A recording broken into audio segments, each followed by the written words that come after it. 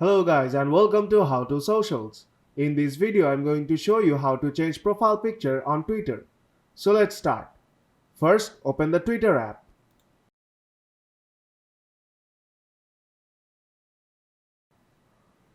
Now tap on three bars on top left corner. Now go to your profile. Now tap on Edit Profile. And tap on the plus icon on your profile picture. Tap on Choose Existing Photo.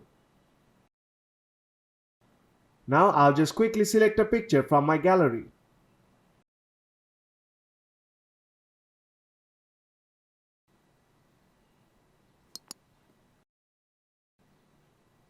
Now you can reposition the frame. When you are done, tap Use on top right corner. Then tap Save on top right corner. And your profile picture will be changed.